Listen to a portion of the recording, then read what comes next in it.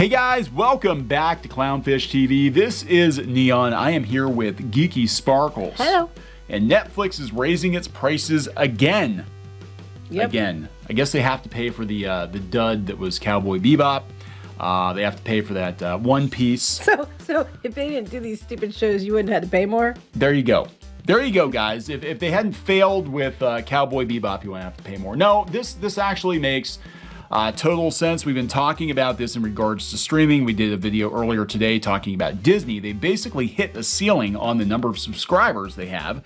So they have to keep making content and they have to keep pleasing their shareholders. So the only thing they can do is start jacking up the prices, which they are doing. Yeah, I don't think it's going to be long until here comes Disney Plus with a price increase. Oh, absolutely. It's too cheap right now, especially now that they announced they're going to spend like $33 billion next year on content. Yeah, it's like $8 billion more than before. Where's that money coming from when everything else is down across the board? Yeah, it's coming from you. It's coming from your pockets. So we'll see what happens. Yeah, that's going to help their growth too, isn't it? Like, hey, nobody's subscribing. Let's raise the prices so fewer people subscribe and more people quit. Before we get into it any further, please subscribe to us. It's totally free. For more pop culture news, views, and rants, guys, over 252,000 subs, almost 253,000. Netflix has a lot more than us. They have about 1 million times more than us, but that's okay. That's okay. We're free. They're not.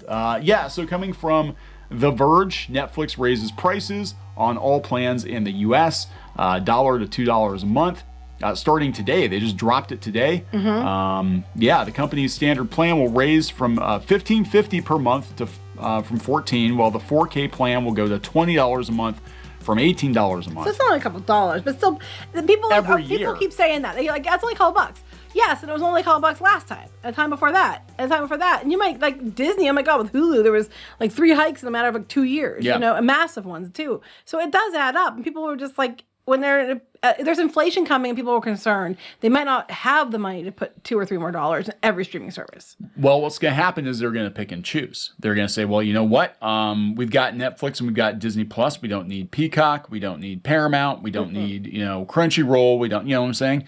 So they're going to pick and choose. And, the price hike is definitely going to hurt the competition. And it will probably hurt Netflix too, because they'll be like, we're paying as much for streaming services now as we paid for cable or for Dish Network or what, you know what I'm saying? So the basic plan, which doesn't include HD, is rising from 10, from 9. Prices are rising in Canada. The price hikes go into effect immediately for new subscribers. Existing subscribers, the change will be rolled out gradually, with Netflix promising to email members 30 days before the price hike. I did not get an email, so I'm guessing our price is not increasing yet, but it will. Prices for a Netflix plan have steadily gone up in recent years. The standard plan went to $14 a month from $13 in late 2020, after rising from $13 from $11 in 2019.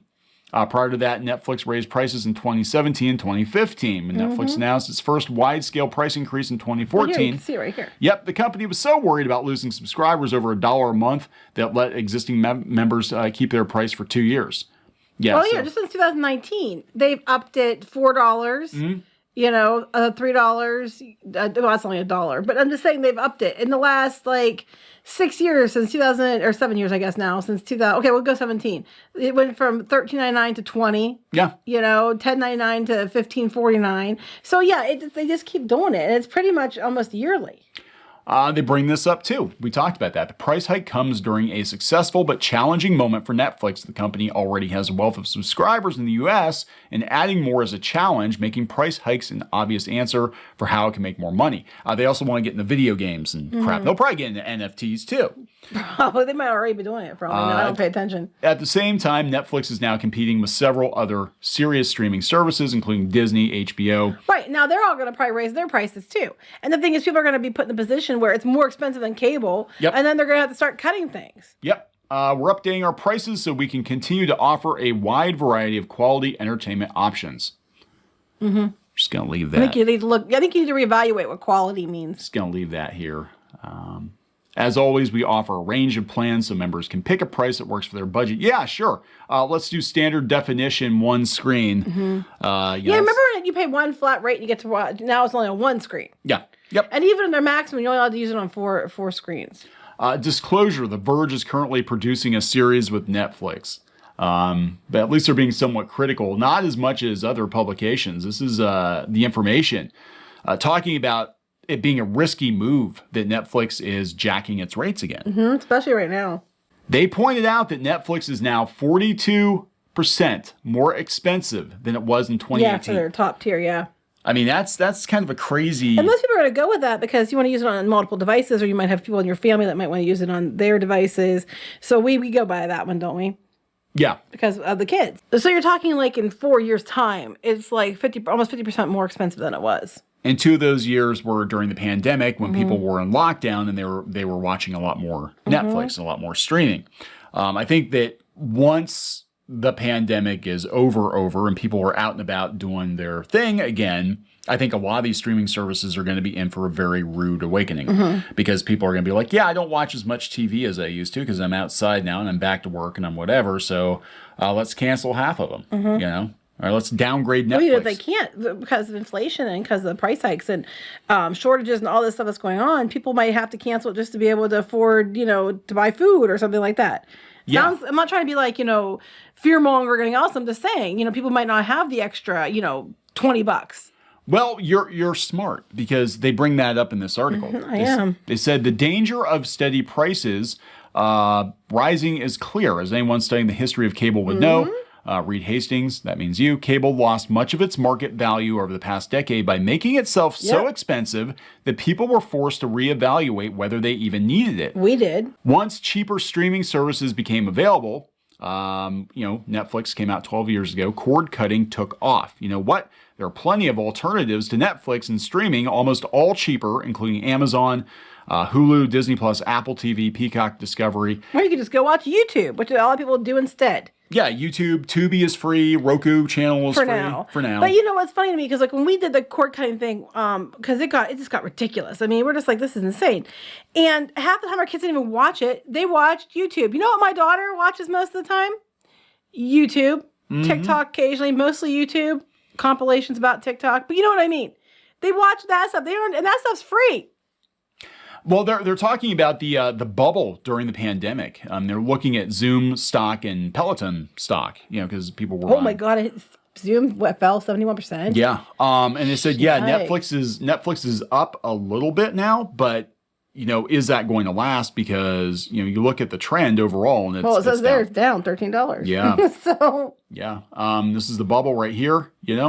And then it's like we're going down. So yeah, it's there are a lot of options out there, a lot of them free. I mean, technically, we could cancel Netflix tomorrow. We don't even watch that much on Netflix anymore. No, we don't. I just think it's interesting. The 52-week high was $700. The 52-week low was $478. That's a significant change. Oh yeah. I mean, not necessarily right now. I'm just saying that in that time frame, that's a lot of movement there. Yep. And I think, what goes up must come down. And the pandemic has created, a bit of a bubble with streaming services. And Disney's in for a very rude awakening. We talked about that because they've also hit a ceiling on the number of subs.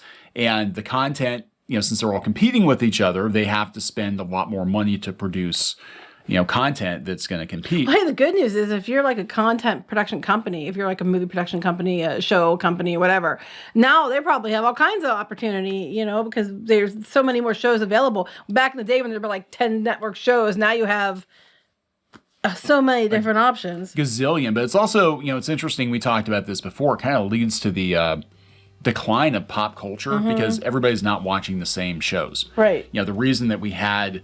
everybody loves, shows from the 80s and cartoon shows from the 80s and the 70s and the 60s is the options were limited. So everybody watched the same thing, or the same things. Now it's like everybody's kind of off doing their own thing. And there are shows out there that, have audiences I've never even heard of. I'm like, I don't even know what this is or where it is or where to watch it, So it's going to be really interesting to see what happens. What I'm hoping they don't do is cut the budget on a lot of shows. That's exactly what they're going to do. Because it's quantity over quality. Yeah. Witcher 2 felt like they cut the budget a little bit on it compared to the first season. But there was more clothing. Yeah, there was. And I think honestly, that this probably had more to do with Cowboy Bebop than, the critical backlash was... The actress being, Yeah, that did not help. But I think under normal circumstances, if their subs weren't flatlining and the show wasn't so damn expensive, they probably would have just went ahead and done another season just to stick it to people. Be like, well, we'll give it another shot and see what happens. But I think now they're like, yeah, the show is way too expensive and we really have to be more careful where we're spending money. So I don't know, guys. We'll see. So next year we'll do another video where they jack the price up another $5. And eventually Netflix will be $99. Oh, I give it like within the next couple months, the other platforms raise their prices too. Oh yeah, well Hulu just jacked theirs up like majorly. So I don't know. Again. And majorly, pretty much every time. They've almost doubled theirs since we started. Yeah, it was like 40 or something like that, or 35, and now what's up to 70? like Yeah, it's ridiculous. So, all right, guys, we're going to wrap this one up. Yep. Please subscribe for more pop culture news, views, and rants, and we'll talk later. Bye.